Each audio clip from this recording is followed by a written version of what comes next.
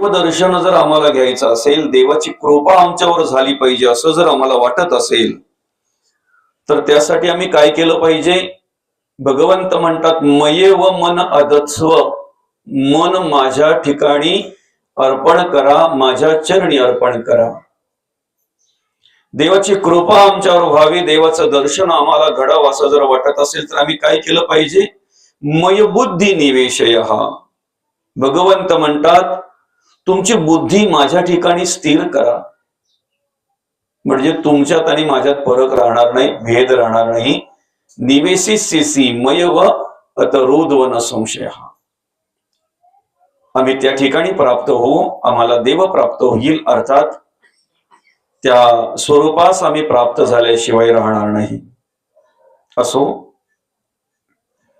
ज्या निमित्तानं आपण या ठिकाणी ही प्रवचन सेवा आयोजित केलेली आहे, आपलं हे सावरोली गाव आणि या सावरोली गावातील हे घरत परिवार, आपल्या घरत परिवाराचे दादा कैलासवासी सोपान चंद्रकांत घरत, दादांना गुरुवार दिनांक 22 जानेवारी 2026 रोजी देवाज्ञा झाली. त्यांचं अल्पशा आजाराने निधन झालं आणि त्यांच्या उत्तर कार्यांच्या निमित्तानं आपण या ठिकाणी ही प्रवचन सेवा आयोजित केलेली आहे. एक काही वर्षांपूर्वी या परिवाराचं मातृक्षेत्र हरपलं. सोपान दादा असतील, आमचे ज्ञानेश्वर दादा असतील, नंदाताई असतील, यांच्या मातोश्री त्यांना सोडून गेल्या. त्यानंतर याच परिवारातील आमच्या सोपान दादांचे, त्याचप्रमाणे ज्ञानेश्वर दादांचे काका त्यांना सोडून गेले. आणि या ठिकाणी या घरत परिवारात मध्ये अतिशय चांगल्या प्रकारे या ठिकाणी सोपान दादा कार्य करत असताना वयाच्या अवघ्या 42व्या वर्षी त्यांनी तुमचा आमचा निरोप घेतला. दादांच्या पाश्चात दादांचा मुलगा ओम दादा असेल, दादांच्या मुली जागृतीताई आणि जान्हवीताई, त्याचप्रमाणे दादांची धर्मपत्नी आमच्या ताईसाहेब संगीताताई असतील, बाबा असतील चंद्रकांत बाबा, ज्ञानेश्वर दादा असतील, नंदाताई असतील, आदी करून हा संपूर्ण घरत परिवार, आप्तेष्ट मित्र परिवार आणि ग्रामस्थ मंडळी. जाणं हे प्रत्येकाला आहे, एक नाही एक दिवस प्रत्येकाला जावंच लागणार आहे. क्षणभंगुर नाही भरवसा, क्षणभंगुर म्हटलेलं आहे. देह हे काळाचं म्हटलेलं आहे. देह हे काळाचे, धन कुबेराचे, येथे मनुष्याचे काय आहे.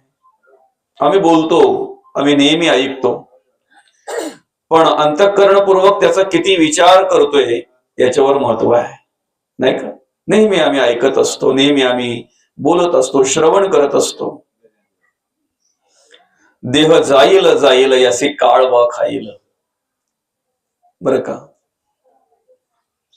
जन्म झालेला आहे, मृत्यू प्रत्येकाला आहे, जावंच लागणार आहे. या दष्टम तद नष्टम, जे दिसतंय ते नाचतंय. तुम्ही आम्हीच काय, जे जे दिसतंय ते नाचणार आहे. निर्मात्याने जे जे निर्माण केलंय ना, त्याला सगळ्याला नाश आहे, सगळ्याला नाश आहे. म्हणजे पुराणामध्ये, शास्त्रामध्ये तर असं म्हटलेलं आहे की प्रलयकाली पंचभूतांना सुद्धा नाश आहे.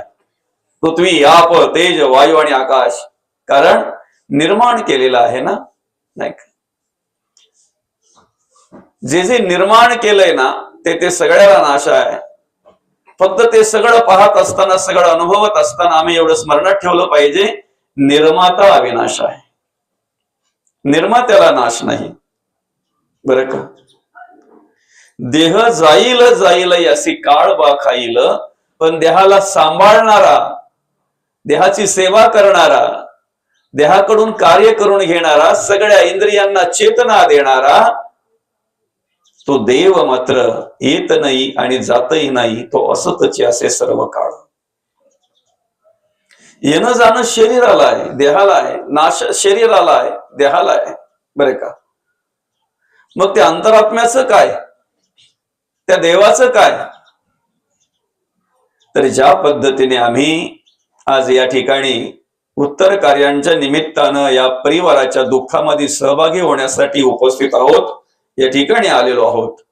बरं का? अनेक आप्तेष्ट, अनेक मित्र परिवार, ग्रामस्थ आता थोड्या वेळामध्ये इथे अनेक येत राहतील, बरं का, येत राहतील. आपला विषय असा आहे की जे या ठिकाणी उपस्थित असतात त्यापैकी जवळजवळ 25% माणसांना संध्याकाळी दुसरा कार्यक्रम असतो. कुठेतरी साखरपुडा म्हणावं, कुठेतरी लग्न म्हणावं, किंवा कुठेतरी एखाद्याचं बारसं म्हणावं, एखाद्याचा वाढदिवस म्हणावा, काही ना काही एक आनंदाचा कार्यक्रम संध्याकाळच्या वेळेला असतो. महत्वाचं असं आहे की जो ड्रेस घालून, जे कपडे घालून आम्ही आज या उत्तर कार्यांच्यासाठी आलेलो आहोत ना, तेच कपडे घालून आम्ही साखरपुड्याला जात नाही. साखरपुड्याचे कपडे आमचे वेगळे असतात. तेच कपडे घालून आम्ही लग्नाला जात नाही. लग्नाचे कपडे आमचे वेगळे असतात. कपडा बदलला म्हणजे माणूस बदलला का? वस्त्र बदलले म्हणजे माणूस बदलला का? तसं देव ही माणसाच्या कर्माप्रमाणे, माणसाच्या आचरणाप्रमाणे, माणसाच्या जगण्या वागण्याप्रमाणे पुढे गती ठेवलेली आहे. सुख का दुःख, सुख का दुःख, बरं का. तसं जर पाहायला गेला तर आत्मा हा निर्मळ आहे, निश्चळ आहे, निर्विकल्प आहे, त्याला डाग नाही, बरं का. पण ज्या देहाचा तो आधार घेतो ना, त्या देहाप्रमाणे त्याच्याकडे बघितलं जातंय. काय? त्या देहाप्रमाणे त्याच्याकडे बघितलं जातंय. पुण्यात्मा की पापात्मा, आत्मा एकच आहे. देहाने जशी कर्म केली ना त्या पद्धतीने त्याच्याकडे बघितलं जातंय. देह जसं वागेल, जगेल, जशी कर्म करेल, जसं आचरण असेल देहाचं, त्या पद्धतीने त्याला पुढे गती आहे. हे आपण जे लिहितोय की नाही, कैलासवासी, स्वर्गवासी, वैकुंठवासी, हे आपल्या जीवनावर अवलंबून आहे, आपल्या जगण्या वागण्यावर अवलंबून आहे. आपण आपल्या पद्धतीने लिहितो, पण जाणारा जीवात्मा कुठे गेलेला आहे ना, हे फक्त त्याला आणि देवालाच माहिती. त्याला आणि त्या देवालाच माहिती फक्त कुठे गेलेला आहे तो, बरं का. ज्या पद्धतीने आम्ही कपडे बदलले म्हणजेच आम्ही बदलत नाही, शरीर बदलत नाही, बरं का.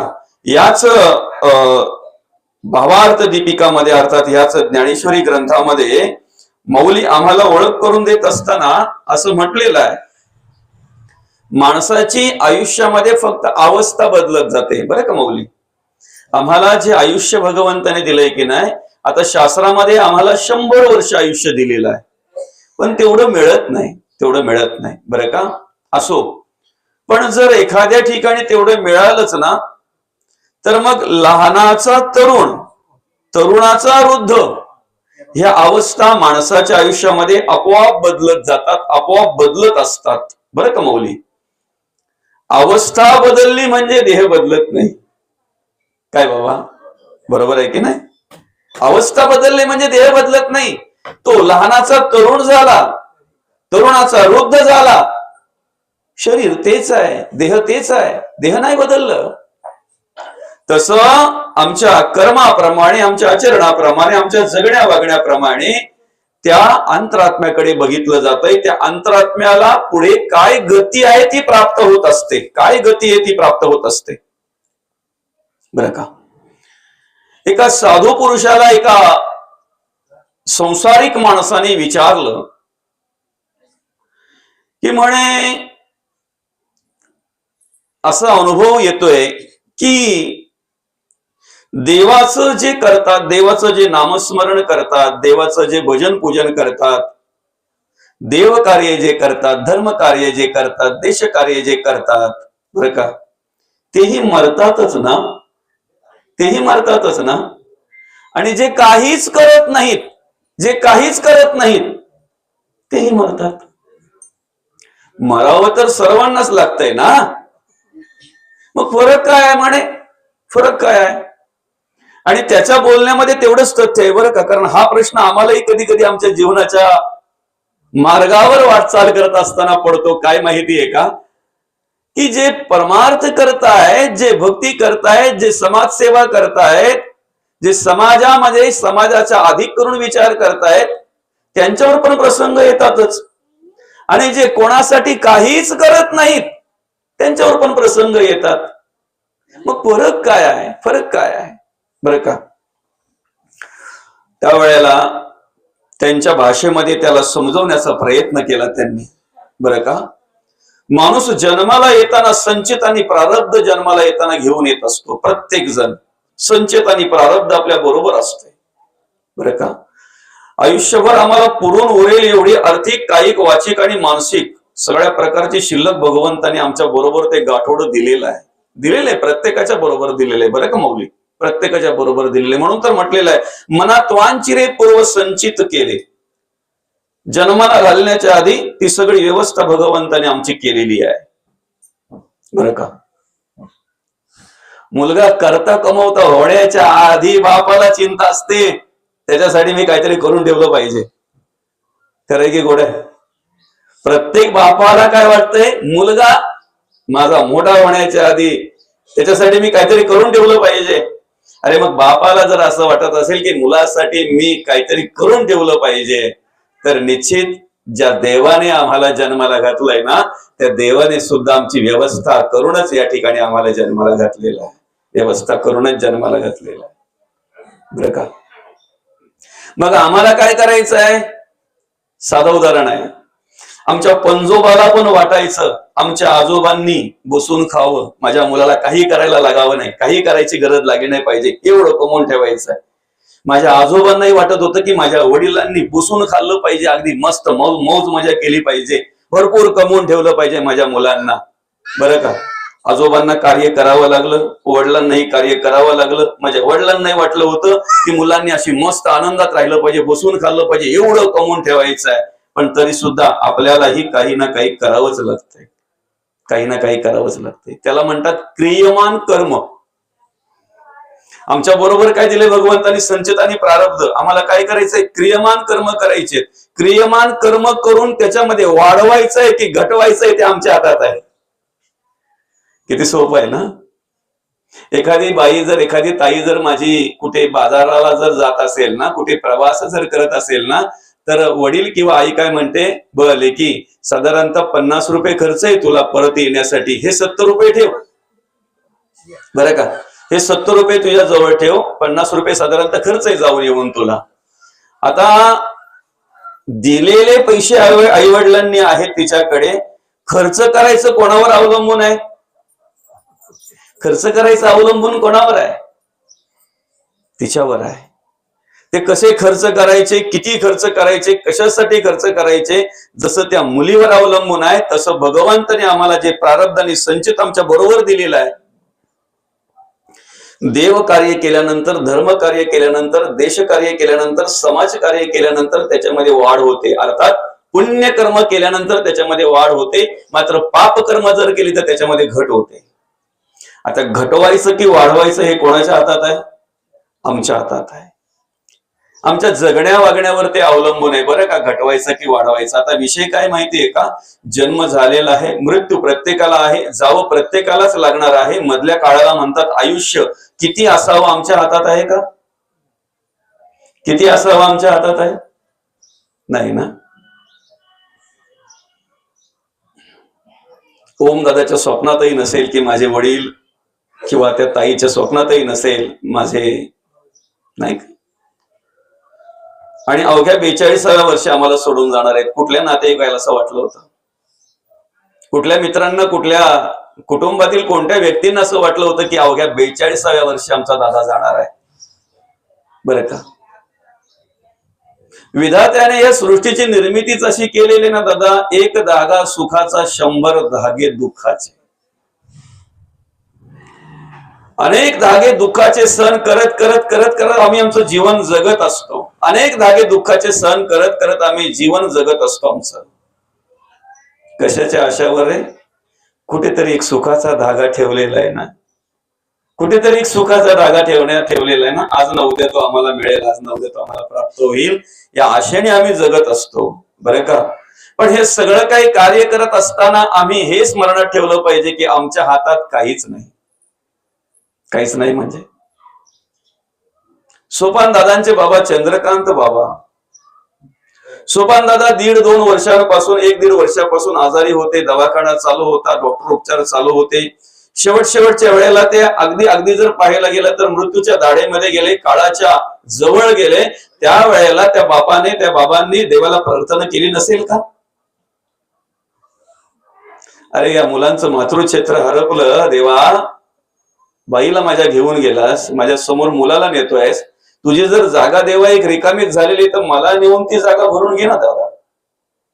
नसेल का प्रार्थना केली? पण शेवटी आमच्या हातात काहीच नाही. पुरेपूर प्रयत्न केला या परिवाराने, दवाखाना, डॉक्टरोपचार, नातेवाईक असतील, मित्रमंडळ असतील, सर्वांनी प्रयत्न केले, कुठेही काही कमी पडले नाहीत. पण शेवटी आपल्या प्रयत्नाला अपयश आलं असं म्हणायला हरकत नाही. ज्या वेळेला अशी काही दुःखद घटना घडते ना, त्यावेळेला आमच्या मुखातून पटकन निघतंय काय? ईश्वर सत्तेपुढे इलाज नाही. ईश्वर सत्तेपुढे इलाज नाही. दैवजात दुःखे भरले, दोष ना कोणाचा, पराधीन आहे जगती पुत्र मानवाचा. दोन ओंडक्यांची होते सागरात भेट, एक लाट तोडी दोघा पुन्हा नाही गाठ. क्षणिक तेवी आहे बाळा मेळ मानसाचा, दोष ना कोणाचा, दोष ना कोणाचा. शेवटी दुःखातून सावरण्यासाठी येणारे जाणारे, दुःखामध्ये सहभागी होणारे, बरं का, एक आत्मस्थिती मिळावी म्हणून एवढं म्हणून जातात की त्यांचं आयुष्यच तेवढं होतं. त्यांचं आयुष्यच तेवढं होतं. बरं का, आयुष्य किती असावं या आमच्या हातात नाहीये. तुमचं काय आणि माझं काय, सर्वांचं सारखंच आहे.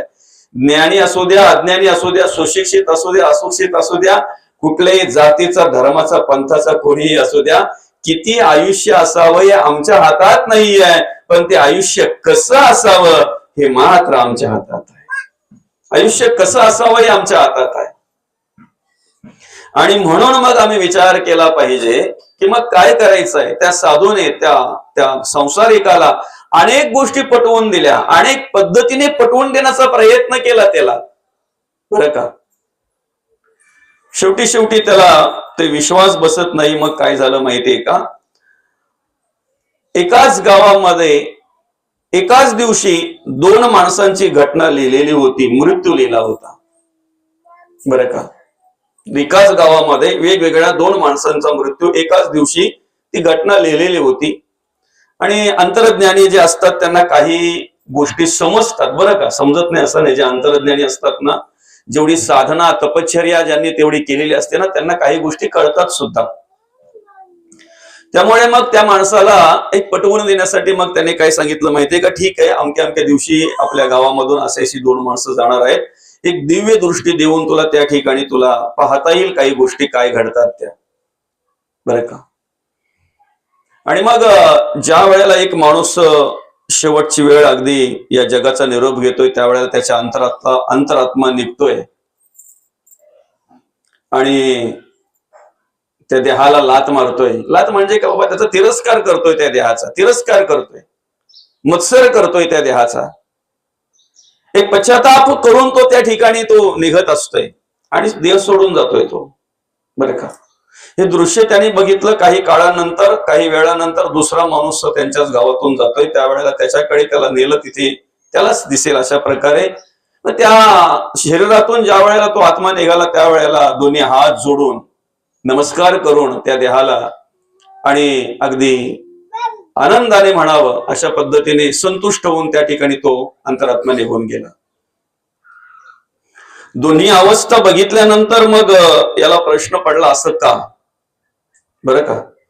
आता गोष्टीत जर अडकाल तर भ्रम निर्माण होईल. कुठलाही दृष्टांत हा सिद्धांत कळावा म्हणून असतो, कुठलाही दृष्टांत.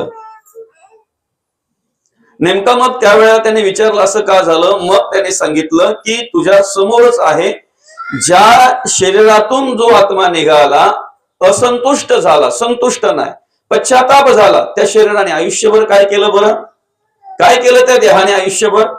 आणि त्या देहाने आयुष्यभर तशा पद्धतीने सर्व अधर्माने वागला, अनितीने वागला, देवधर्म केलं नाही, देवाचं कार्य केलं नाही, देवपूजा केली नाही, नवे देवाला मानलंच नाही. मग तो का असंतुष्ट झाला बरं, पश्चाताप का झाला.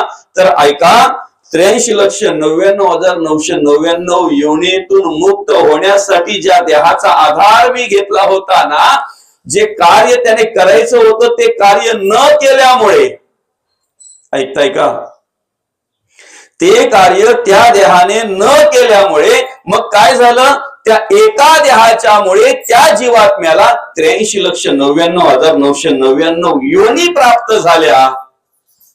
त्याला समाधान वाटेल का? समाधान वाटेल त्याला?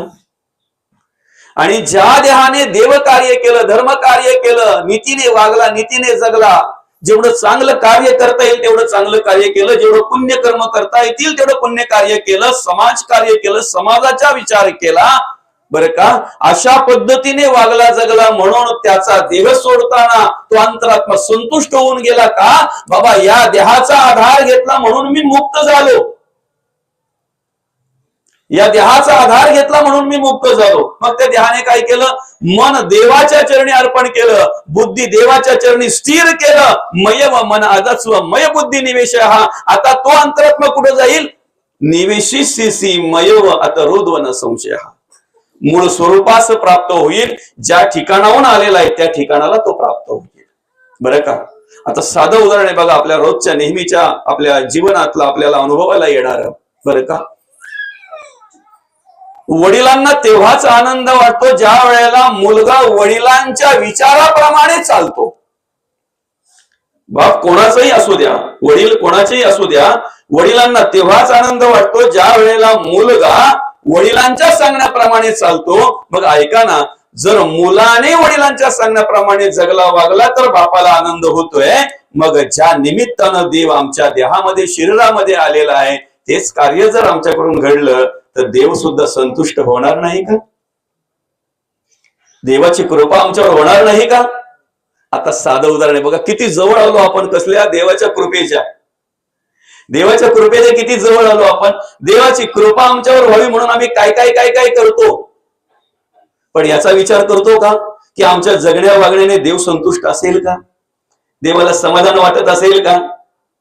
आम्ही तीर्थयात्रेला जातो, आम्ही देवपूजा करतोय, आम्ही मोठमोठे सगळे कार्यक्रम मोठमोठे आयोजित करतोय आणि बोलतोय सुद्धा देवाच्या बाबतीत, मध्ये मी कधी काही कमी पडत नाही. आमच्या घरात तुपाचाच दिवा लागतो, आमच्या घरात सुगंधीच अगरबत्ती. अरे पण याला देव भुकेलेला नाही ना दादा, देव याला भुकेलेला आहे का? आम्ही हे सगळं करावं, आमचा भाव आहे, श्रद्धा आहे, निष्ठा आहे, पण हे सगळं करता करता तुकोबांनी परमार्थ केला तो करा ना, माऊली ज्ञानोबांनी जो परमार्थ केला, जी भक्ती केली ती करा ना. किती सोपं आहे बघा.